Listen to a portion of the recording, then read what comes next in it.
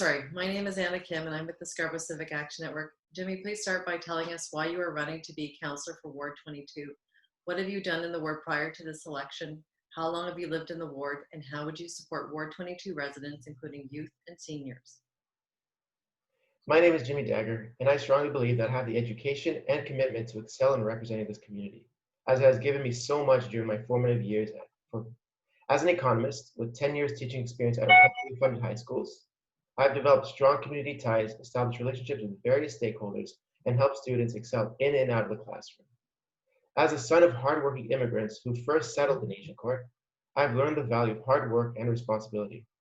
I understand the importance of dedication and commitment, having witnessed my father working long hours every day to maintain his own small business for over 20 years. I am also an alumni of Agincourt High School. Although I no longer reside in Agincourt, I remain connected to the community by supporting local businesses and remain plugged into the changes taking place and the issues affecting the community and its members through my strong network. As a high school teacher, I understand the importance of listening, a skill I will use with my constituents. Through various platforms, I will take the time to actively listen to their needs and understand their concerns. I will use my background as an economist to work with constituents to help them achieve their vision for a stronger Agincourt by implementing appropriate economic and social policies that will benefit all constituents regardless of age. Hello, my name is Rhoda Potter. I'm with Agincourt Village Community Association. The first question is about safety. We have heard about safety concerns, including road, pedestrian, and cycling safety, personal security, and community safety in our neighborhoods, including schools. How will you work to improve safety in Ward 22 and address this wide range of issues? To address road safety, I will fight for additional bike lanes along Birchmount, Pharmacy, and McNichol to establish alternative and safer cycling routes away from major and busier streets. Bike lanes also help steer cyclists from using sidewalks, protecting the safety of pedestrians and reduces the chances of serious vehicle collisions with cyclists. Ultimately, by adding more bike lanes, we will in turn reduce vehicular traffic and as a result, help reduce our carbon footprint. In terms of personal security and community safety, we must mend the relationship by increasing accountability and trust between the police and the community. I will also put forward a motion to redistribute 10% of the city budget towards funding mental health institutions and community and city-based programs. Public polls have shown that citizens favor investing in prevention.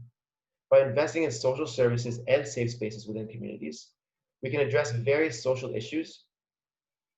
Furthermore, by tackling food security, housing, childcare, education, and employment issues, we will be able to ensure community safety and our own personal security. Thank you. Thank you for that. I'm Michael Manu from the Toronto Youth Cabinet. The next question is about transit. As we all know, transit is a long-standing issue in Scarborough, with many years of nothing being done, plans being changed, and overall inaction, with residents ultimately paying the price. Where do you stand on much-needed improvement to public transit, especially on issues such as the Shepherd Avenue subway or LRT and bus lanes on Finch Avenue? The revival of the previously approved Shepherd East LRT line from Don Mills Road to Morningside Avenue is integral to keeping Scarborough moving and will be a priority item on my agenda. For far too long, Agincourt residents have been promised a faster way to connect to their community to the downtown core. City Council has always failed to come into agreement to fund the plans for a subway through Agincourt along Shepherd East. It is time to revisit and revive the Shepherd East LRT, which will not only provide more stations and reach more riders, but can also be built in less time and at a 3-time cheaper rate, as opposed to the poorly planned and expensive subway extension. Additionally, as our city grows, expansion to the LRT is much more feasible than it would be to a subway. Furthermore, we must include more bus routes, especially during rush hour, along Finch, and I would definitely consider bus lanes along Finch in order to get Agincourt moving more efficiently. Finally, as I mentioned earlier, I'm in favor of implementing bike lanes along Birchmount, Pharmacy, and McNichol, which will not only increase sidewalk safety, but road safety as well. Thank you.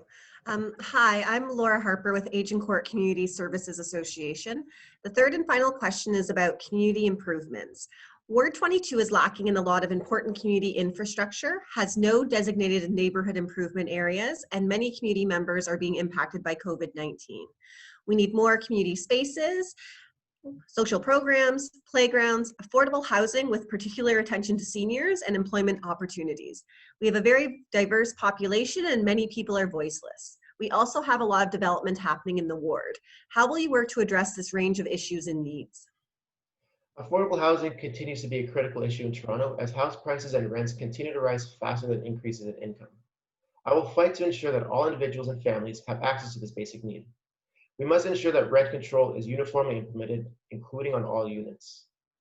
Fighting for a tax on foreign buyers and implementing vacancy taxes on these units will ensure that affordable rental units and housing is accessible. Additionally, with any new development spaces, we will need to ensure that green spaces are part of the development plans. Growing up, I participated in city-run programs which helped me shape my formative years and led me to my first job. There is still a need for modern and accessible community centers and programs for people of all ages. Launching the Bridletown Community Hub is critical to the social cohesion and community health of Agincourt. There are also many community-based organizations doing great work, and we must continue to support them. Investing in city and community-run programs will improve our community safety and personal security. Finally, a successful post-COVID economic recovery requires a community-first approach. I will ensure small local businesses, individuals, and families have easy access to government subsidy and tax relief programs. I will also push to limit the number of new big box stores and retail franchises from setting up new businesses in the coming economic expansion, which will help small local businesses to grow and thrive in a post-COVID economy. Okay, thank you. Thank you, Jimmy Dagher, for taking part in Ward 22 votes. Thank you very much for having me.